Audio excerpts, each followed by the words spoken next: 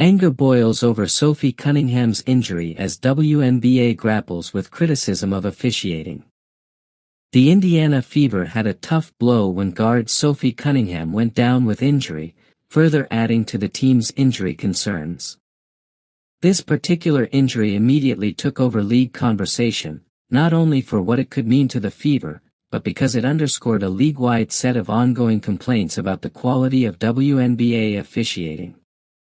As word spread of Cunningham's injury, the focus shifted not just to her health but to larger issues around how the games are being called. Her sister, Lindsay Cunningham, didn't mince words when it came to her feelings about the league's refs. In a fiery public statement, Lindsay vented, ripping into the WNBA for worrying more about fining players who perturb themselves to speak out about bad officiating than the issue at hand, the inconsistent quality of the officials themselves.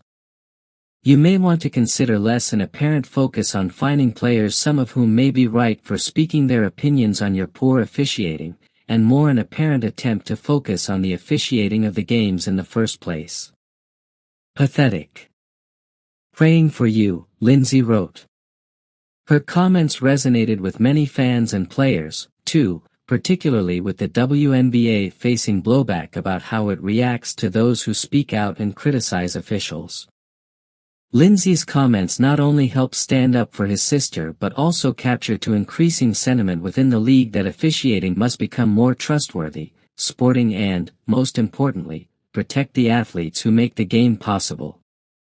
And for the Fever, the loss of Cunningham in the middle of an already tough season is another brutal punch. The Fever had been leaning on her energy, defensive presence and scoring.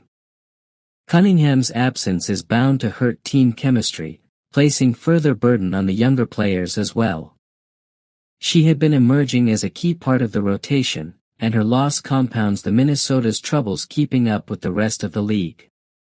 Lindsay Cunningham's outburst, though, speaks to the wider effect an injury has.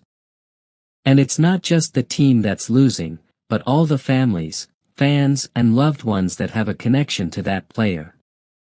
This can cause frustration to grow for those within the sport who believe that such injuries can be avoided or mitigated, particularly when officiating is seen as inconsistent or substandard.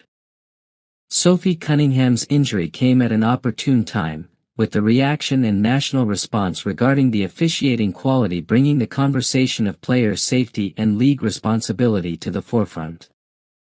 Now their supporters are asking what the league is doing to fulfill its obligation to shield the athletes and create a level playing field. Would the emphasis be on the welfare of the athletes, or does the focus tend more toward the entertainment side of the sport, along with the occasional officiating kerfuffle? As the Fever services await news on Cunningham, the squad, and its fans, are faced with uncertainty, holding out hope.